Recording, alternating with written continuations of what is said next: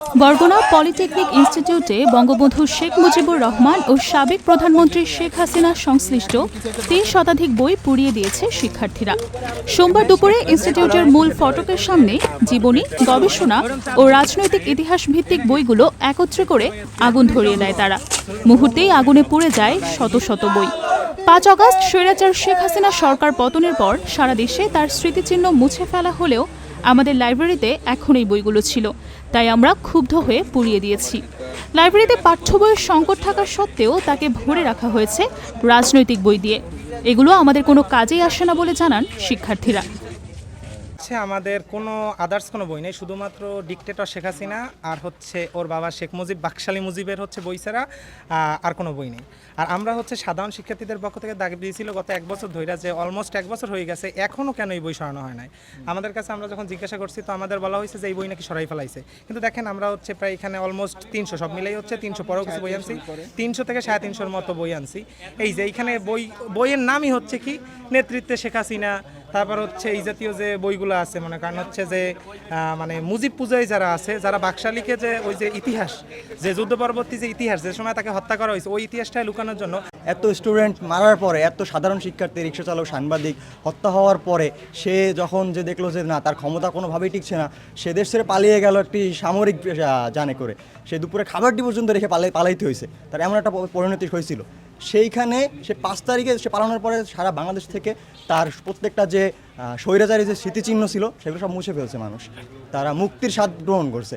তো সেখানে কথা ছিল যে সব শিক্ষা প্রতিষ্ঠান থেকে বা সব জায়গা থেকে এই স্বৈরাচারী যে প্রমাণগুলো, চিহ্নগুলো, স্মৃতিচিহ্নগুলো এগুলো সরিয়ে ফেলা হয়েছে। তো আমরাও জানি যে সরিয়ে ফেলা হয়েছে। হঠাৎ করে আমি আজকে শুনতে পেলাম, আমার পরীক্ষা ছিল আসে, যে স্টুডেন্টরা নাকি খুঁজে পাইছে প্লাস 300+ বই আছে, বইগুলো নাকি তারা লুকিয়ে রাখছে আর নিতে নাকি বাধা দিতে চাইতেছে। তো এসে দেখলাম যে সবগুলো নিয়ে নিচে চলে আসছে এবং এগুলো নষ্ট করার জন্য প্রস্তুতি নিচ্ছে। বিকৃত ইতিহাস আর স্বৈরাচারের যে মানে স্বৈরাচারী গল্প, যে একটা ভুয়া ন্যারেটিভ, এছাড়া আর কিছুই নেই এর ভিতরে। একটা বই, প্রায় 300+ বই আমি খুলে দেখলাম, একটা বইতে প্রথম পৃষ্ঠাটা এখন পর্যন্ত কেউ ভাঁজটা খুলে নেই। লক্ষ লক্ষ টাকার বই এখানে 500+ নাকি নষ্ট করা হয়েছে, তারপর এখানে 333টা বই আছে। তাহলে এত বই, যে এই টাকার বই উৎস কোথায়, এই টাকার ব্যয়ের কারণ কি, বইগুলো কেউ পড়ছে না, বইয়ের থেকে কোনো সঠিক ইতিহাস জানছে না, বইগুলো নিয়ে মানে মানুষের মধ্যে বিতর্ক ছাড়া আর কিছুই নেই। অথচ এই বইগুলো দিয়ে আমাদের লাইব্রেরি ভরা। বইগুলো বের করার পর লাইব্রেরি এখন আমাদের খালি। আমাদের প্রাতিষ্ঠানিক কোনো বই নাই, আমাদের কোনো অন্য কোনো ইতিহাস বই নাই, আমরা তিতুমিরের কোনো গল্প পাই না, আমরা ভাসানীর কোনো গল্প পাই না, আমরা অন্য যে আমাদের যে 47 বলেন, 52 অথবা 71, 90, 24, এখানে কোনো কারোর বই, গল্প আমাদের কাছে কেন উপস্থাপন করা হয় না? আমাদের কাছে শুধু 7ই মার্চ ইতিহাস বলতে, শুধু 7ই মার্চ ইতিহাস। তো আমাদের তো 9 মাসের যুদ্ধ ছিল, তো সেই 9 মাস কোথায়? সেই 9 মাস যুদ্ধের পরে তো আমাদের 72, 73, 74 একটা সময় ছিল, সেখানে 20 লক্ষ মানুষ যে দুর্ভিক্ষে মারা গেছিল, সেই দুর্ভিক্ষের সময়টা কোথায়? সেই দুর্ভিক্ষের সময় যে শেখ কামালের বিয়ে হয়েছিল সোনার মুকুট পরে, সেই গল্প কোথায়? তাকে যে হত্যা করছিল, তাকে তো রাজাকাররা হত্যা করে নাই, তাকে তো হত্যা করছিল মুক্তিযোদ্ধারা, বীর মুক্তিযোদ্ধারা। তাদেরকে পরে খুনি ন্যারেটিভ দাঁড় করিয়ে তাদেরকে সরাই দেওয়া হয়েছে। আজকে আবার সে পালাইয়া গেছে, আজকে তাকে খুনি বলতেছে। 1 বছর যাইতে না যেতে অন্য একটা ন্যারেটিভ দ্বারা করতেছে।